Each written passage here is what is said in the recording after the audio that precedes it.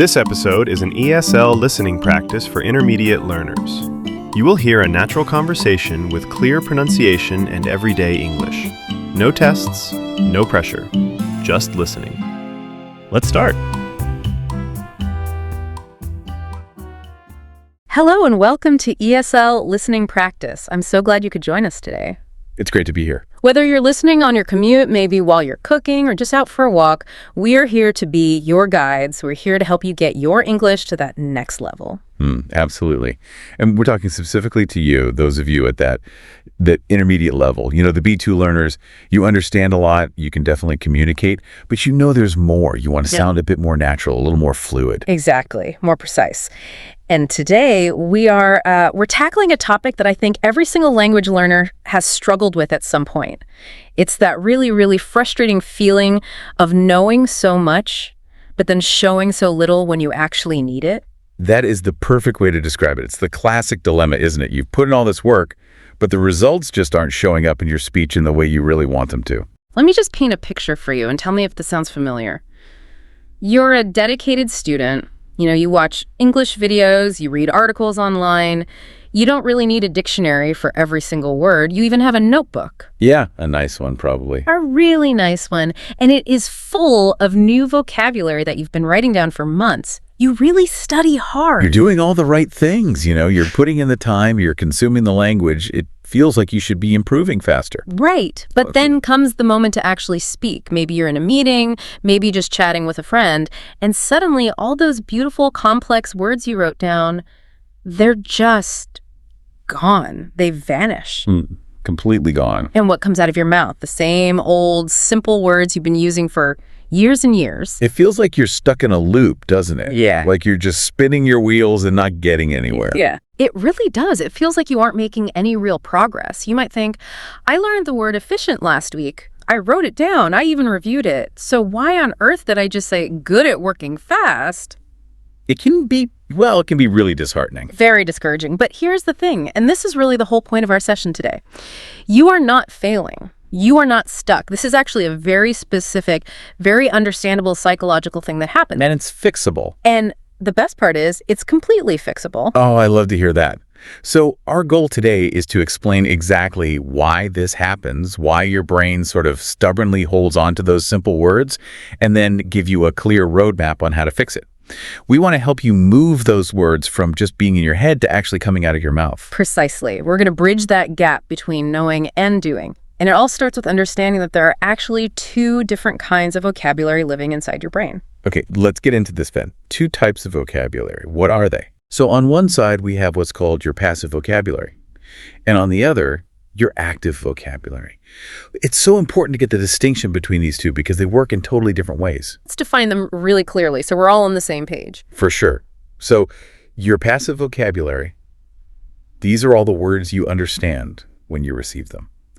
When you're listening to us right now or reading an article, these are the words that they make sense. You recognize them, you know what they mean, you don't really have to stop and think about it. Okay, so if I'm reading a book and I see the word, say, overwhelming, and I get it instantly, that's in my passive vocabulary. I'm taking the information in. Exactly. You're the receiver in that situation. Now, active vocabulary is the other side of the coin. These are the words you can actually pull from your memory and produce yourself when you speak or write.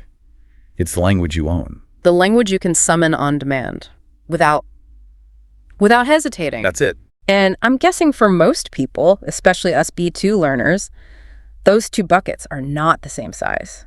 Not even close. Not at all. And this is the absolute crucial point for almost every single learner.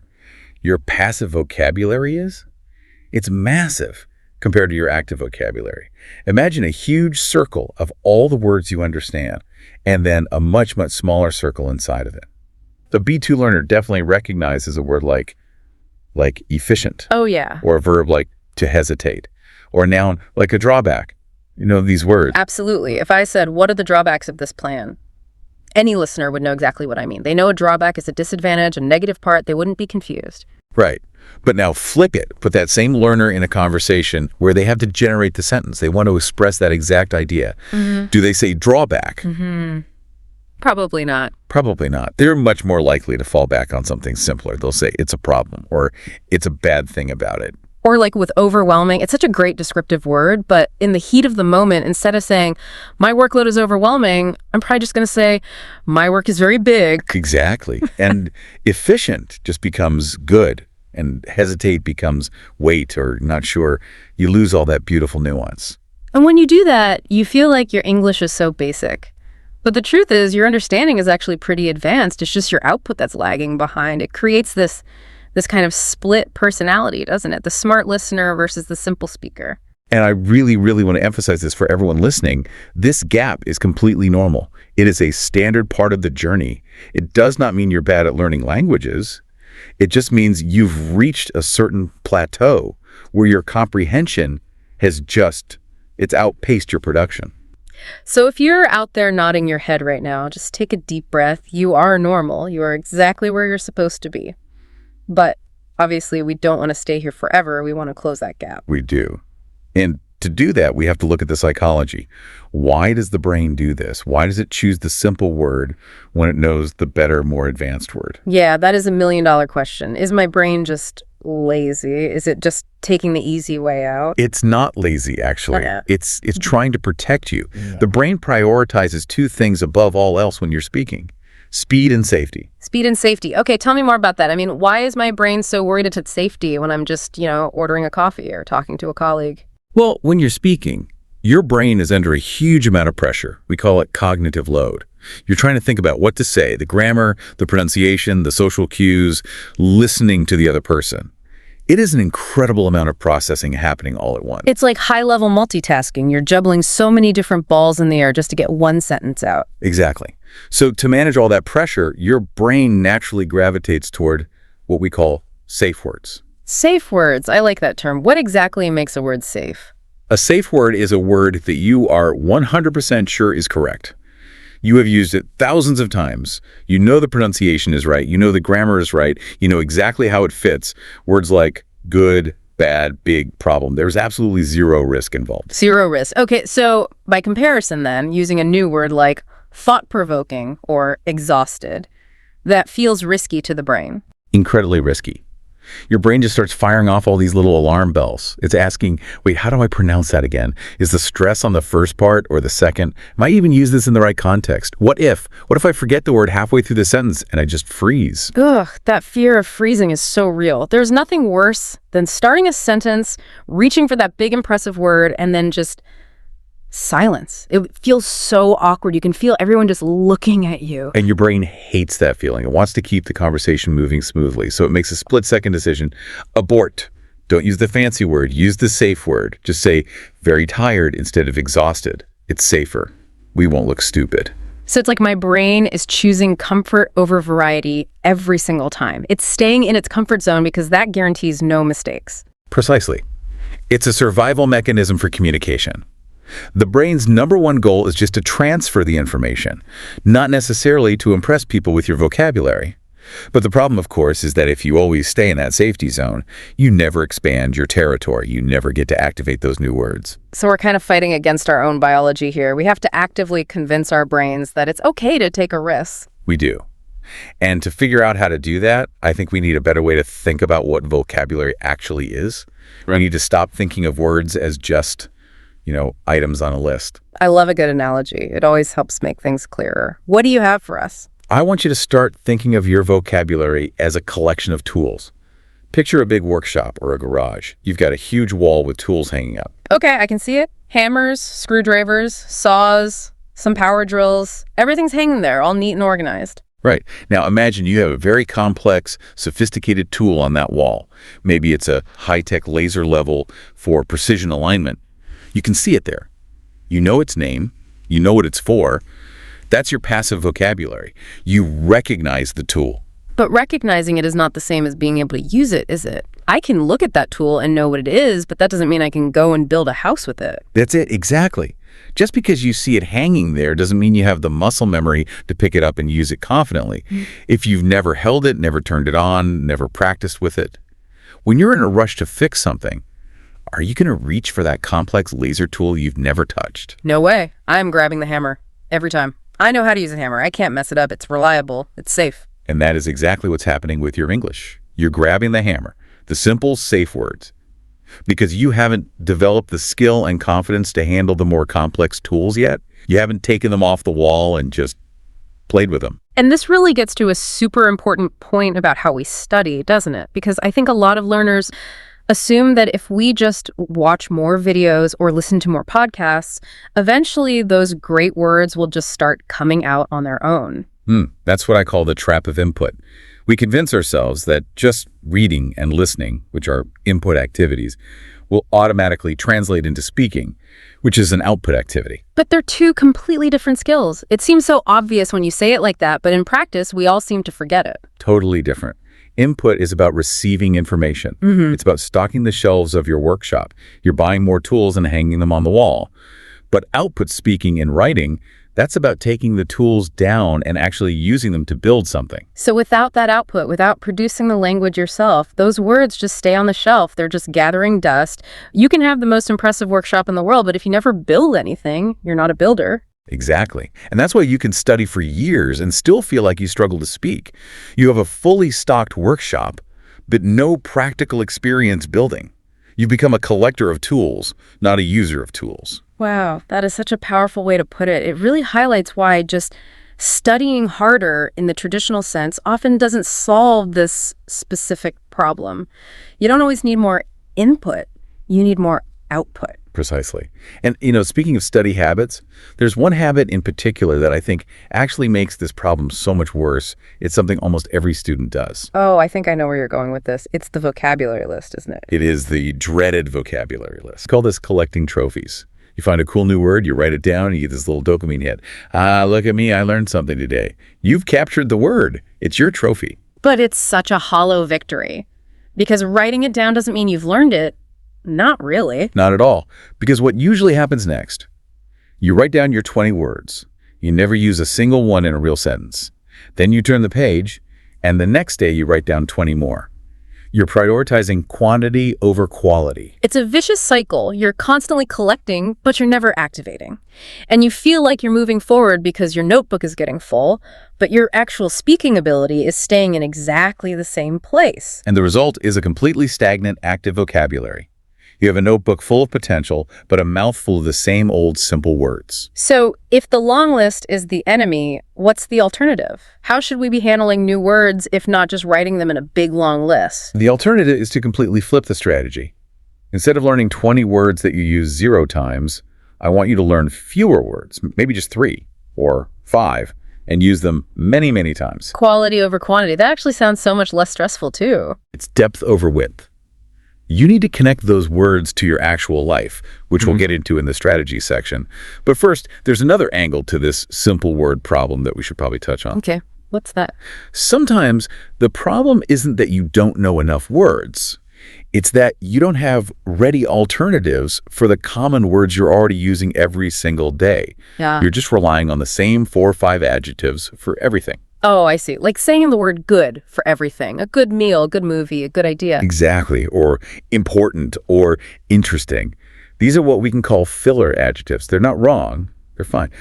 But they're flavorless. They don't carry much specific meaning. They're just placeholders.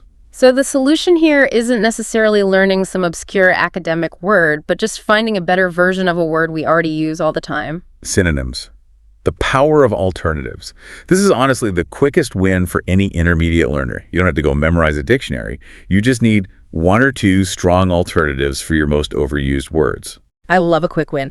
Okay, let's do a little practical exercise right now. Let's do some word swaps. I'll give you a boring, safe word, and you give us a richer, more active alternative that everyone listening should try out. Let's do it. I'm ready. Okay, first one. A total classic. The word is important. We use it for everything. It's important to study. This is an important meeting. What can we use instead? Okay, let's swap important for crucial or essential. Crucial. Essential. I like those. They sound heavier, more serious. They are. They're much stronger. Important is a bit vague, but crucial implies that if you don't do this thing, something bad will happen. It is crucial that we finish this project on time. It just sounds more professional, more urgent. Got it. Okay, next one. Interesting. That was an interesting movie. He had an interesting idea. It's so overused it barely means anything anymore. It really is. Try swapping interesting for engaging or thought-provoking. Ooh, thought-provoking. That's a great one, but it is a bit of a mouthful. Let's just break it down. Well, it literally means it provokes or creates thought. It means something that makes you think on a deeper level. So instead of just, that article was interesting, you can say, that article was really thought-provoking. And that immediately makes you sound like a more advanced speaker. It shows you're not just being entertained, you're being intellectually stimulated. Exactly. Okay. And engaging is just fantastic for something that really holds your attention. An engaging speaker, an engaging book, it means you just couldn't look away. Love it. Okay, next swap. Problem. We have a problem. There's a big problem with the plan. This one can feel a bit negative, especially at work. Yeah, for sure. Try using issue or challenge instead. I feel like challenge has a nice positive spin. It suggests that it's something we can overcome. It's a bit of corporate speak, maybe, but it works. We're facing a challenge. Sounds so much more proactive than we have a problem. An issue is just a slightly more formal, precise way to talk about a complication. We need to discuss this issue. Okay, last one for now. This is about how we feel. The phrase is very tired, as in, I worked all day, I'm very tired. Easy one. Swap that for exhausted. Exhausted, yes. I feel tired just saying it. It just paints a much clearer picture. Very tired is a statement of fact. Exhausted is a deep feeling. It means you have absolutely zero energy left. It's much more evocative. So just by making those 4 little swaps, crucial, engaging, challenge, exhausted, you can upgrade your daily conversations immediately. And notice, we didn't try to learn 50 new words. We just upgraded 4 very common slots in your vocabulary. These small changes are what make your English sound so much richer. There is still that barrier, isn't there? Even if I know I should say exhausted, and I've even practiced it, in the moment, I still might be too afraid to actually say it. The fear factor. This is the big invisible wall. It's that little voice in your head that says, if I use this new word and it's wrong, I'm going to sound stupid.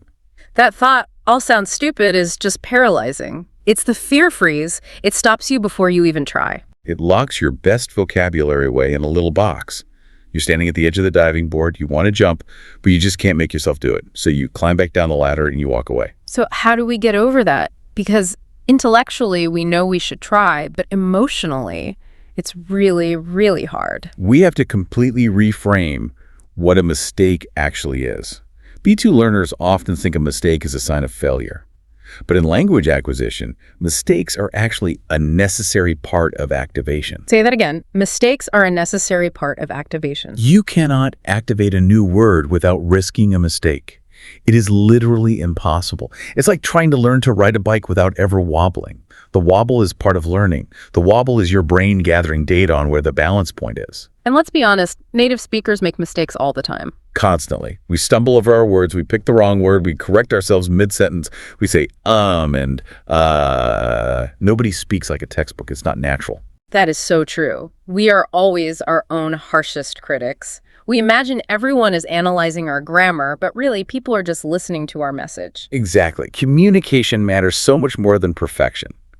If you say, I am exhausted, and maybe your pronunciation's a little off, maybe you say exhausted or something, people will still understand you. The context makes it perfectly clear. And the more you say it, the better your pronunciation will get. But if you never say it, it never improves. You have to be willing to be bad at it before you can be good at it. And that's the key insight here. If you wait for perfection, you will never activate new words. You have to be willing to be imperfect to become fluent. Okay, so we've covered the gap, the psychology, the tool analogy, the problem with lists, the power of synonyms, and the fear. Now, let's get really practical. I want to give our listeners a concrete plan. What can they do today to start moving words from passive to active? I've got 3 actionable strategies. They're very simple, but they are incredibly effective. Okay, let's hear them. Strategy number 1. Choose 3 to 5 words only. Just 3 to 5. That feels, well, it feels like it's not enough. It feels counterintuitive, I know.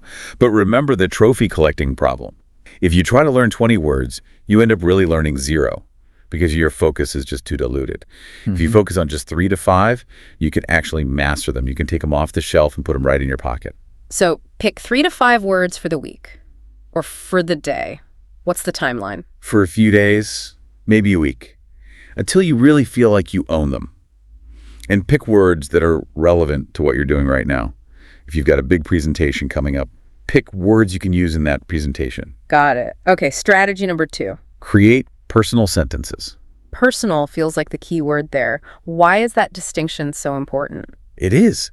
Do not just copy the example sentence from the dictionary. So if you're learning overwhelming, don't just write, "The task was overwhelming." That's so boring. Your brain doesn't care about that sentence. There's no emotional hook. So what should I write instead? Connect it directly to your life. Write something true. Cleaning out my garage this weekend was overwhelming. Or, my meeting with my boss yesterday felt overwhelming. Okay, I see. Because my brain actually cares about my garage and my boss. Those are real things with real feelings attached to them. Precisely. This is what we call personal context. The brain remembers things that are relevant to you. When you link a new word to a memory, or an opinion, or an experience you actually had, you create a much stronger neural pathway. It moves from being abstract data to being a personal experience. So don't just learn the word crucial, learn the sentence, "It is crucial that I remember to call my mom on her birthday." Perfect. Now, you're not just memorizing a string of letters. You are encoding a meaningful thought. And because you care about your mom, your brain will care about the word crucial. I loved that. Okay, strategy number 3. And this one might be the most important one of all. It might be. Use them out loud. Yes, you have to speak the words. You cannot stay silent. You cannot learn to speak by reading. You have to physically move your mouth muscles and get used to the sounds. And here's the secret. You don't even need a conversation partner to do this. Wait, really? I think a lot of people feel stuck because they think they can't practice speaking unless they have a native speaker friend or a tutor available 24/7. They feel limited by their environment. That's a total myth. You can and you should practice with self-talk. Just talk to yourself. Create little mini stories using your words. Say your personal sentences out loud. Just narrate your day. "I am making coffee now. It is crucial that I don't spill it. Wow, I am feeling really exhausted today." It sounds a little crazy when you describe it, but it absolutely works. It works because you are building the bridge between your brain and your tongue. You're getting your mouth comfortable with the physical shape of the word. So when you are in a real conversation, your mouth already knows what to do. It isn't the first time you're trying to pronounce it. It's muscle memory. It's like an athlete practicing their swing. You don't wait for the big game to swing a bat for the very first time. Exactly. And this all leads to the final component, which underpins all of these strategies: repetition. I know. Repetition just sounds so boring. It makes me think of being in school and having to write a word 100 times. It's not about boring drills. It's about the fact that your brain needs 3 things to make a new word automatic. It needs repeated exposure, repeated use, and repeated success. Okay, break those 3 down for us. Repeated exposure is the passive part. You need to see or hear the word many times in different places. Repeated use is the active part. You need to say it or write it yourself in different contexts. And repeated success. That one sounds interesting. This is when you use the word and it works. You say it to yourself or to a friend and you get that little click of, "Yes, I said it and it made sense and the world didn't end." That positive reinforcement tells your brain, okay, this word is safe now. We can move it into the active file. So every time you use a new word and you don't die of embarrassment, that counts as a success. Exactly. You are literally rewriting the danger signal in your brain to a safe signal. You're proving to your brain that exhausted is just as safe as tired. This has been such an illuminating conversation. I feel like we've really taken the engine of language learning apart today and looked at all the pieces. I really hope so, because I want everyone listening to walk away with a totally new perspective on their own progress. Which brings us to our final thought. If you're listening to this and you still feel a little bit bad about using those simple words all the time, just don't. Right. Remember this. You aren't stuck. You're just being selective. That's a really nice way to frame it. But it's true. If you are using simple words, it means your communication is working. Your brain is prioritizing clarity, and that's a good thing. You are successfully communicating in a second language. That in itself is a huge achievement. It really is. We're just trying to upgrade the software a little. We're not trying to replace the whole computer. Exactly. Activating vocabulary is a skill you train, not a talent you are born with. You don't need a special language gene. You just need to practice taking the tools off the shelf. Learning words is easy. Using them takes courage. That's really what it all boils down to, isn't it? It really is. The courage to sound imperfect for a little while, the courage to try a new sound. But if people understand you, you're already doing great. So, as we begin to wrap up this session, we want to leave you with a little mantra, a slogan to keep in your head the next time you open that vocabulary notebook. Activate, don't accumulate. I love that. Activate, don't accumulate. Stop trying to collect 1,000 words you'll never use. Focus on activating the ones you already understand. Less collecting, more using. That is how your English will truly, truly grow. So here's your homework. Yes, we are giving you homework. Sometime today, choose just 3 words. Maybe it's crucial, engaging, and exhausted. Or pick 3 from your own notebook that you've been ignoring for months. Then write one personal sentence for each of them. And say those sentences out loud to yourself 3 times today. That's it. It's simple, it's manageable, and it is so effective. You've got this. Thank you so much for joining us on ESL Listening Practice. We really hope this exploration was helpful for you. Go practice those words, be brave with your vocabulary, and we will talk to you next time. Goodbye, everyone. Keep practicing.